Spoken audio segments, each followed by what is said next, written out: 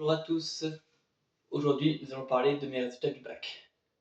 J'ai passé le bac l'an dernier, donc en 2024, et j'ai fait un bac technologique, donc un bac STL, donc sciences et techniques de laboratoire. C'est pour ça que je viens de le dire dès le début, pour pas que vous soyez trop perdu. Mais avant de vous dire les résultats du bac, je vais vous parler de quelques anecdotes durant ma scolarité. Alors, c'est des anecdotes que plus, que uniquement à partir de la seconde, parce que c'est les plus croustillantes, j'ai envie de dire. Pour ces autres, bon, c'est des petites anecdotes, mais qui sont pas très intéressantes. Et on va commencer par la première anecdote. Première anecdote, c'était en seconde, on avait une matière qui s'appelait la SNT, donc sciences et numérique et technologique. Donc c'est une matière qui ressemble vraiment beaucoup à la technologie, c'est de la technologie. Et on a un prof bien particulier, je vais pas vous dire le nom évidemment, mais on avait un prof bien particulier. En gros, il nous demandait à chaque fois une clé USB, donc tout à fait la normale. Mais il nous est limite sué avec, pour pas dire l'autre mot, il nous est sué avec sa clé USB. Mais à chaque cours, il nous demandait d'avoir une clé USB, ou plusieurs, quand j'en avais plusieurs, je crois que j'en avais deux en formation. Et ceux qui avaient leur clé USB étaient virés de cours, ils ne pouvaient pas entrer en cours. Dinguerie ce prof, vous allez me dire. Et vous allez me dire, bon, j'étais ok, mais durant toute l'année, on a eu beaucoup de cours d'1h30, on a utilisé 2 ou 3 fois à tout casser la clé USB. 2 ou 3 fois. Même en biotechnologie, l'année d'après et l'année dernière, j'ai plus utilisé la clé USB dans cette matière qu'en SNT. Chercher l'erreur. Ensuite, deuxième anecdote, en seconde. Alors, on est parti en voyage parce que j'étais en classe euro-italien. Je suis meilleur en italien, enfin, c'est une langue que j'apprécie beaucoup. Non, parce qu'elle est plus facile à apprendre, j'ai envie de dire, pour moi en tout cas. Après, si vous pensez que l'espagnol, l'allemand est plus facile, non, c'est votre ressenti. Mais pour moi, l'italien, c'est plus facile à apprendre parce que par rapport au français, ça ressemble beaucoup. Et du coup, on était parti en Italie, on avait fait plein de villes, Lucques, on a fait même fait Florence et Bologne aussi. Et du coup, on est parti de Grasse, parce que j'habitais à Grasse à l'époque, on est parti de Grasse vers 5h30, 6h, je sais, enfin, on est parti très très tôt. Et du coup, on a roulé, il n'y a pas eu trop d'embouteillage. On a fait 6 heures de route, il n'y a pas eu trop d'embouteillage. Juste quelques moments, ça bouge un petit peu, mais c'était pas. Comme quand tu es parti à Gênes cette année, je vais faire une vidéo probablement dans quelques jours pour, pour, euh, pour, pour expliquer mon voyage.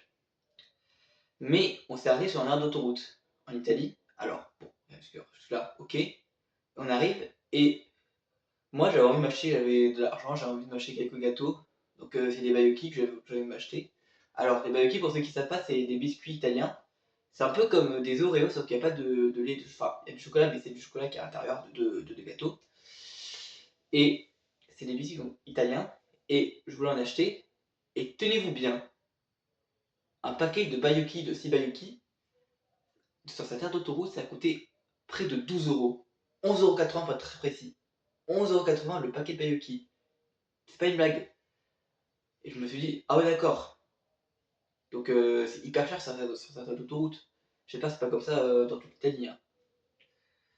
Parce que moi, c'était ma seule crainte, c'est vraiment, si je veux m'acheter des Bayuki durant le voyage, c'est d'avoir des trucs hyper chers.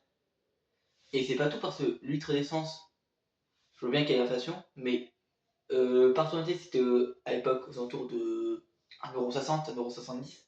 Ça sert d'autoroute, c'est plus de 2 euros. Je me suis dit, ah ouais, ok, donc en gros, ils multiplient les prix eux. Hein.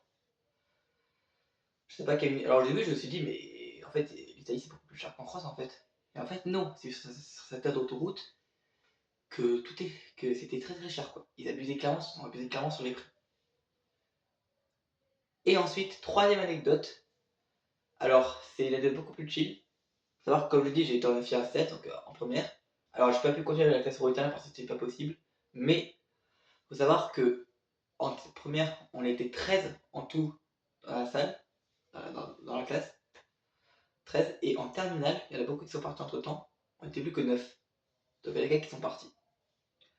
Donc autant dire que c'était quand même très très très particulier de travailler dans une classe avec pas beaucoup d'élèves parce que en seconde je crois qu'on était 30, plus de 30, bon, bon 30 c'est énorme, mais et là se retrouver dans une classe avec dans un premier temps 13 élèves et dans un premier temps qu'on soit 9, c'est très particulier, je vous l'accorde. Et enfin, on va parler de mes résultats au bac. Alors, j'ai ici la feuille, évidemment je ne vais pas tout montrer évidemment, mais il faut savoir que le bac en 2024 et c'est passé cette année se déroule, pendant 2 ans. En première, vous avez les épreuves de français, donc épreuve écrite et épreuve orale, qui sont coefficient 5. Donc coefficient 5, ça veut dire qu'une note compte pour 5 fois. En gros, c'est comme s'il y avait 5 fois la même note en fait. Imaginons que vous avez un 13 coef, et donc du coup, imaginons que vous avez par exemple un 13 à l'oral, c'est-à-dire qu'en gros, vous avez 3 points d'avance, mais du fait que ce 13 côté 5 fois, ça fera du coup 3 fois 15 points d'avance. Et du coup, en tout, avec l'écrit qui est aussi qui est coef 5, eh bien, c'est coef 10. C'est en gros, si vous avez 2 points d'avance, eh bien, ça fait 20 points d'avance. Moi, en français, donc du coup, en français écrit, j'ai eu 9. En même temps, à l'écrit, c'est pas trop mon fort, évidemment, je vous l'accorde. Mais 9 à l'écrit, j'ai pris le commentaire. C'est plutôt c'est proche de la moyenne. Et en français oral, alors j'ai une anecdote avant de vous dire la note. Il faut savoir que on tombe sur. On avait 16 textes, parce que je suis un filière technologique, donc il y a moins de textes, évidemment. Et je suis tombé sur un texte qui était tellement drôle, mais je vous jure, je me retenais de rire lorsque je faisais mon oral. Je me retenais, j'étais comme ça, Enfin, j'étais vraiment sur le point de rire, je ne sais pas du tout comment je vais prendre par rire. Et du coup, à l'oral de français, j'ai eu 14. Du coup, ça fait quand même pas mal de points d'avance. Je vous laisse calculer. Ensuite, vous avez, après avoir passé les épreuves de français, qui ont pas d'avoir des points d'avance, soit d'avoir des points de retard, vous passez les épreuves de terminale. Alors, moi, comme épreuve de terminale, j'avais philosophie, évidemment. Le grand oral, évidemment, le grand oral, et 2 SP, donc qui est pour moi physique, chimie et mathématiques, et biochimie, biologie et biotechnologie. Je suis en filière ACL, donc c'est un peu normal que j'ai ces matières-là, sachant que c'est pas les mêmes évidemment si c'est en filière CMG, filière STED, enfin filière je sais pas trop quoi. Et donc du coup, première épreuve, donc je vais pas dire dans l'ordre de la feuille évidemment, mais je vais vous dire dans l'ordre de ce que j'ai passé. Donc première épreuve, philosophie, donc en filière technologique c'est coefficient 4, et en filière générale c'est coefficient 8. Donc j'avais eu 17, sachant que au bac blanc de philosophie, j'avais eu 16. Bon, j'ai eu un peu plus par rapport au bac blanc, donc c'est plus qu'honorable. Ensuite, en, en physique, chimie et mathématiques, alors il faut savoir que moi, la physique, chimie, j'ai toujours été bon en chimie. En mathématiques, je suis plutôt bon. C'est en physique, et d'ailleurs, je crois actuellement mon cauchemar, la physique. C'est tellement mathématique, enfin, moi j'y comprends beaucoup de choses. Et il faut savoir que je suis arrivé le jour de l'épreuve, j'étais vraiment, j'étais vraiment stressé parce que je savais que c'était pas mon fort la physique et que bon, fallait vraiment que je mise vraiment sur la chimie et les mathématiques. Bon après, il y avait comme et pour être honnête, il y a eu des questions qui étaient tellement prises, donc tellement gratuites. Par exemple en maths, il y avait une question, c'était... Alors pour ceux qui sont en 6ème ou en 5ème, même qui sont pas assez grands pour comprendre, vous n'allez pas comprendre de toute façon, je pense. Mais ceux qui sont beaucoup plus grands, qui sont soit au lycée, soit qui sont même plus grands, vous allez plus même comprendre. Il y a un truc sur les fonctions, et il fallait déterminer sur un graphique l'image de 2. Donc en gros, bon, faire une lecture graphique. Bon, je pense que je pense que c'est pas compliqué non plus de faire une lecture graphique, je pense. Et je me suis dit, ah ok, d'accord. Et du coup, en physique, chimie et mathématiques, j'ai eu 15. Et dans l'autre SP, c'était des trucs de documents, c'était pas très compliqué non plus. J'ai eu 15 également. Et au grand oral, c'est un truc que je maîtrisais beaucoup, je maîtrisais bien. J'ai eu également 15. Donc en tout, j'ai eu 873 points. Et je vais maintenant parler de du contrôle continu. Parce qu'évidemment, vous avez les épreuves qu'on passait en juin, et le contrôle continu qui est sur 2 ans. Alors, c'est en première, je crois qu'il compte pas trop pour le bac.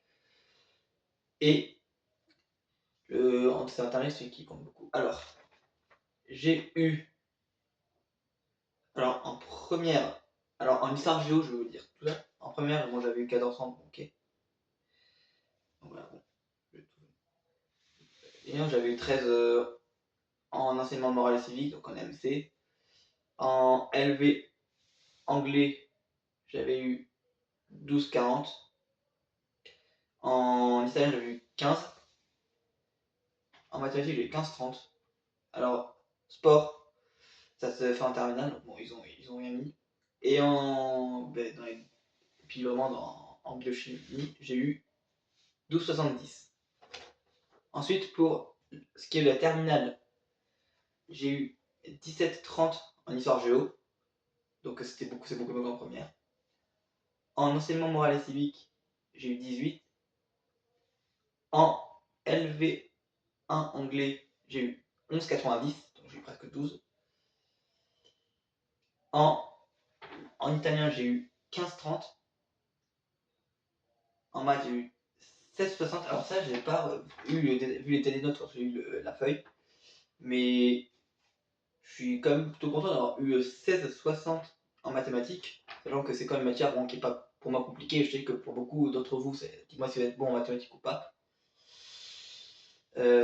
Pour beaucoup, c'est compliqué. Mais pour moi, je trouve que c'est quand même... j'ai plutôt un esprit logique, moi. Et en sport, bon, je ne suis pas non plus hyper sportif, je suis pas sportif non plus, mais bon. J'ai eu quand même 14, ce qui est quand même pas mal. Du coup, j'ai eu 568,90 points. Et du coup, ce qui fait en tout une moyenne au bac de 14,44. Donc, j'ai eu le bac avec mention bien. Alors, savoir que pour ce qui est des pronos, j'ai passé les épreuves. Bon, faut savoir que en philo, je préchotais vraiment un petit 13, sachant qu'en philo, même si j'étais tombé sur un sujet vraiment qui était que je trouvais facile. En philo, il ne faut pas trop prévoir vraiment la note que vous avez. Quoi. Donc le mieux, c'est vraiment prévoir vraiment 12 comme ça pour vraiment être juste nul ou hors 10. Quoi. Ensuite, dans les autres faits, je préfère le top petit 13, sachant que bon, au bac blanc, je ne suis pas plus trop bien débrouillé non plus. Enfin, j'avais quand même la moyenne en tout. Et au grand oral, je pensais avoir 14. Bon, je pensais avoir la note que ce que j'ai eu au bac de français. Mais c'est pour vous dire, mais en tout cas, pour ceux qui ont passé le bac cette année, j'espère que ça s'est bien passé, que vous avez eu le bac évidemment, ou ceux qui ont été au rattrapage cette année, que vous avez votre bac, et pas pour ceux qui ont eu pour ceux qui ont passé leurs épreuves précédemment, et pour ceux qui ont eu leur brevet, j'espère que ça s'est également bien passé, et j'espère également pour ceux qui vont passer, j'aimerais ça pour ceux qui vont passer leur brevet ou leur bac l'an prochain, courage, lâchez rien. Donnez le meilleur de vous-même et j'espère que vous aurez vraiment votre bac ou votre brevet ou alors que vous réussirez vos examens. En tout cas, c'était mon. En tout cas, j'espère que cette vidéo vous aura plu. C'est un peu une vidéo où je m'affiche un petit peu, mais bon, c'était plus les résultats du bac. Ciao!